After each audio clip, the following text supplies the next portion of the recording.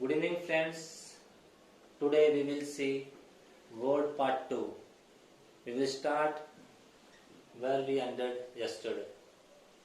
So this is Bhanu and you are on channel Basics with me. So let's start word part 2. Yesterday we discussed what is word. So according to Bloomfield's definition, a profound linguist who defined a word as a minimum free form. Yesterday we have discussed what is the minimum and it is free.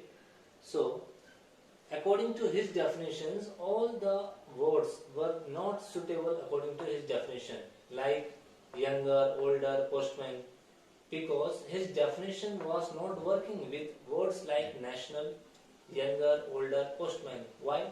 Because here he defined a word as a minimum free form. Here minimum means his length should be minimum.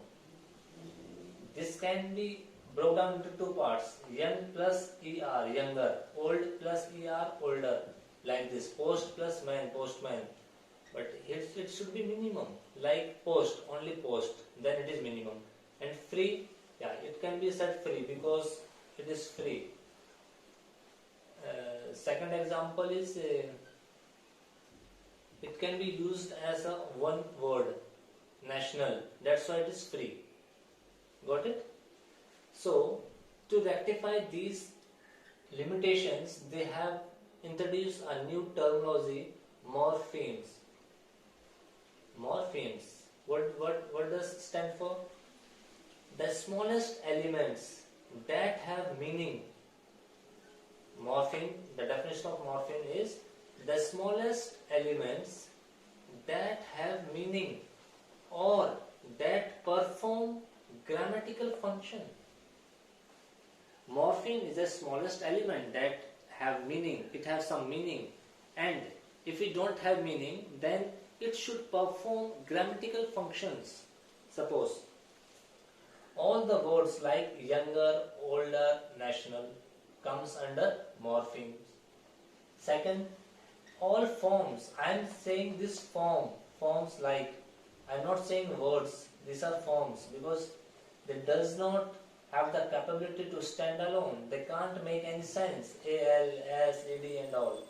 So, and forms like al, s, ed etc. also comes under morphemes. That's why, because they are performing the grammatical function. They don't stand alone in a sentence, but they are performing grammatical functions. How? Nation is one thing, national is one thing. Nation plus al, al is, we are adding nation plus al to perform grammatical function. Okay?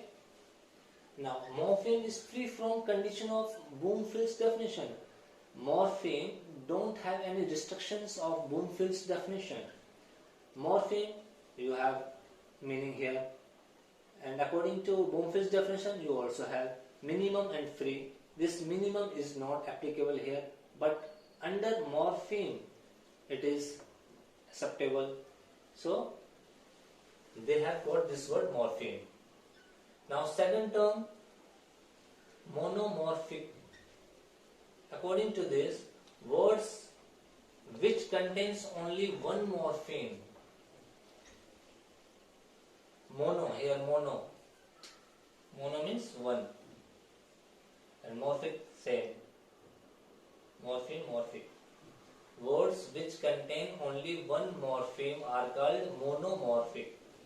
Example, nation, old, young, they have only one. Got it? This is the smallest. This can't be further divided. You can't divide this young and old nation. So this is the smallest. So this is called morpheme. But only one morpheme, only one single. So this is monomorphic. Words which contain only one morpheme are called monomorphic. Clear? Now what is bound morpheme? Bound. You have some boundation on others.